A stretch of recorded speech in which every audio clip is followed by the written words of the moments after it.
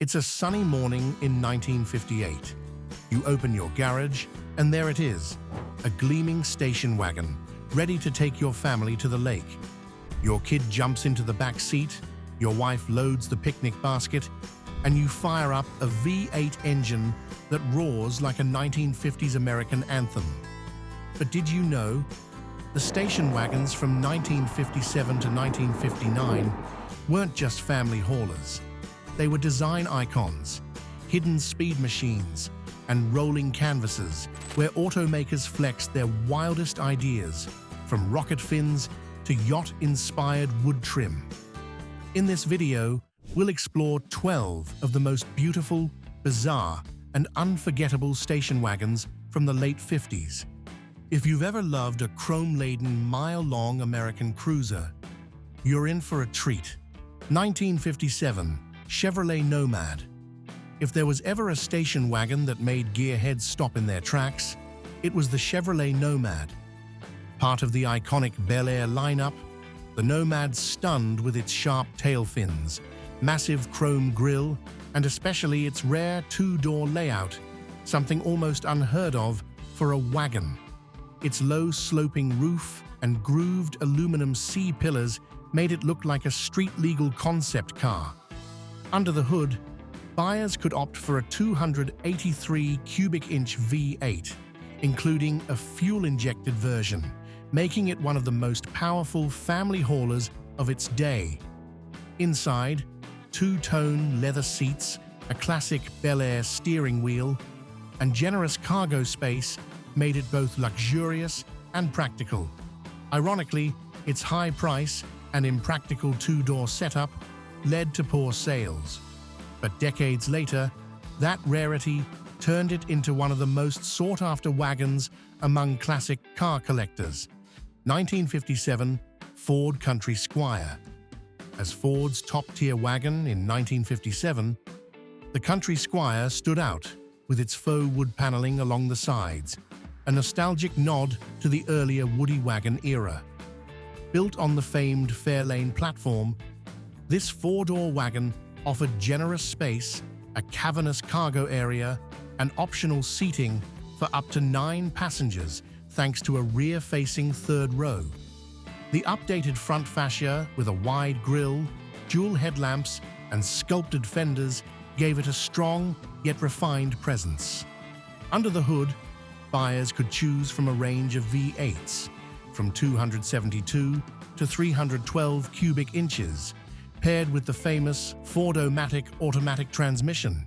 It wasn't a race car, but it had enough muscle to cruise the interstate with ease.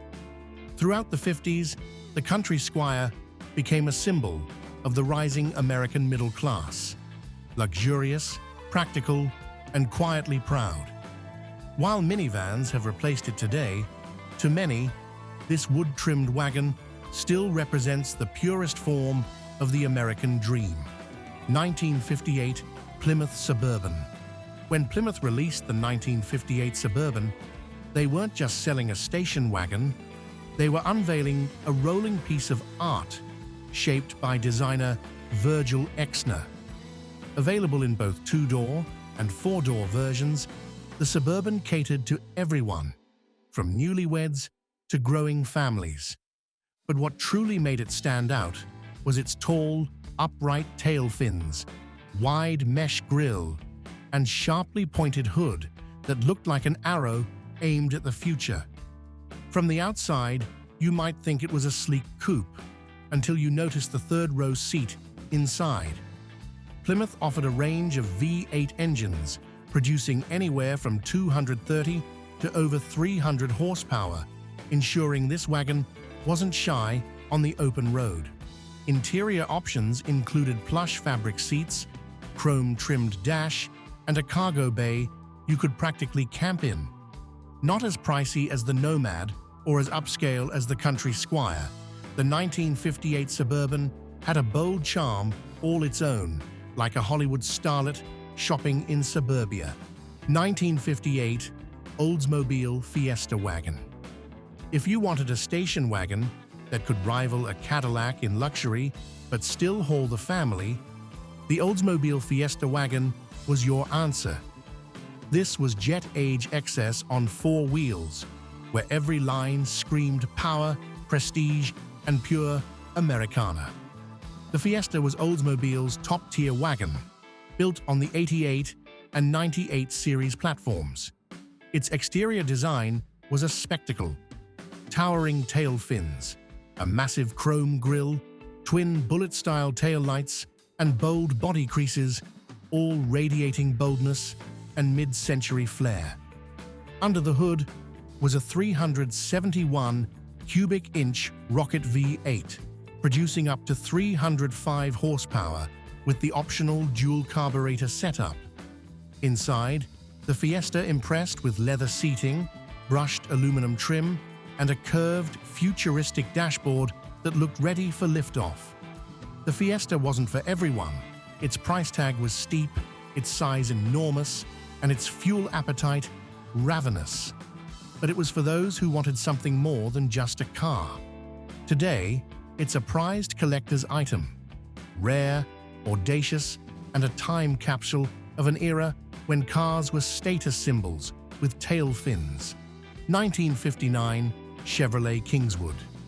In 1959, the peak of America's tail fin design craze, Chevrolet introduced the all-new Kingswood, a station wagon that defied every boring family car stereotype. If you thought wagons were dull, the Kingswood was ready to prove you wrong. Built on the Impala platform, the Kingswood was Chevy's upscale 4-door, 9-passenger wagon. But what really set it apart was the rear design. Horizontal cat-eye taillights and batwing-style tail fins that flared outward, radically different from anything else on the road. Under the hood, buyers could choose from a range of V8s, from 283 to 348 cubic inches, paired with Chevy's Powerglide automatic and coil spring rear suspension that delivered a smooth ride even with 9 people aboard. Inside, the dash was airplane-inspired, the seats folded cleverly, and the cargo space felt like a small room. Though the Kingswood lived only a few short years, its bold and bizarre styling made it unforgettable.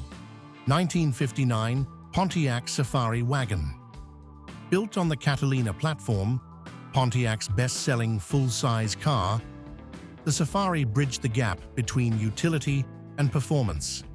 On the outside, it boasted wide tail fins, bullet-style taillights, and a muscular dual-grille front end. Its long, low stance reflected Pontiac's famous wide-track design philosophy. Wheels pushed further out for better stability and a more commanding presence. But the real star was under the hood, a 389 cubic inch V8, one of the early ancestors of the legendary GTO engines.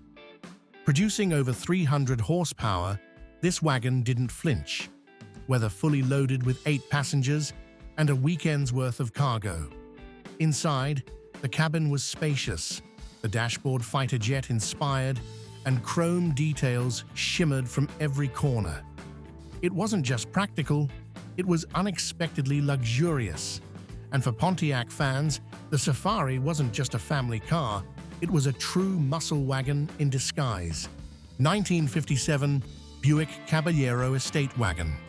The Buick Cabayro stood out in style, a rare 4-door hardtop wagon with no B-pillar, offering the airy elegance of a coupe with the space of a family hauler. Based on the Buick Special and Century lines, the Cabayro took styling up a notch. Its signature sweep-spear chrome body trim curved across the sides, the wide chrome grille gleamed with authority, and the rear wheels were partially hidden under bold fender skirts, all adding up to a bold yet refined look. The Caballero's pillarless roofline was its crowning feature. Open all 4 doors, and the interior transformed into a seamless, luxurious lounge on wheels. Under the hood, it packed a 364 cubic inch nailhead V8 paired with the smooth shifting Dynaflow transmission, perfect for cruising with class. Produced for just 2 years, the Cabayro didn't sell in big numbers, but today it's a coveted collector's item thanks to its unique styling and limited production. 1959 Mercury Colony Park. If you wanted a station wagon that could rival a Cadillac, yet haul the whole family, plus a big dog in the back, the Mercury Colony Park was your dream cruiser.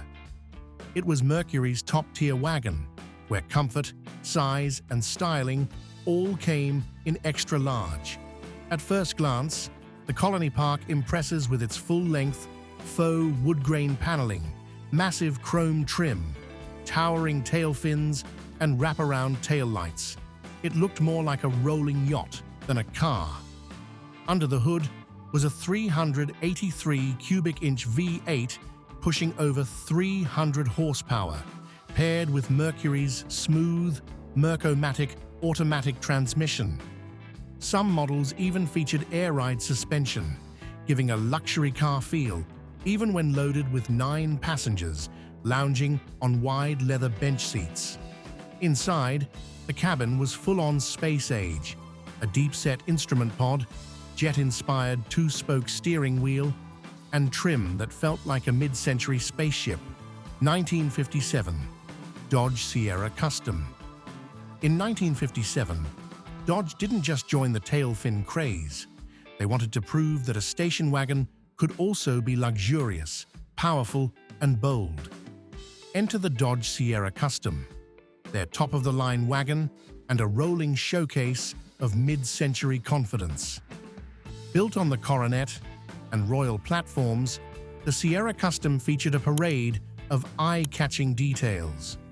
Tall, vertical tail fins, bullet-style taillights, sweeping chrome trim, and a sharply angled rear window, all wrapped in Virgil Exner's trademark forward-look styling. Underneath the flashy skin was a 325 cubic inch Red Ram V8, with an optional 4-barrel carburetor pushing over 260 horsepower, serious muscle for a wagon. Dodge's signature push-button automatic transmission let drivers shift gears with a single touch. Inside, it was just as eye-catching. Color-contrasting cloth seats, an aircraft-inspired dash with round gauges, and room for the whole family. The Sierra Custom proved that you didn't need a coupe or convertible to turn heads. 1958 Edsel Bermuda.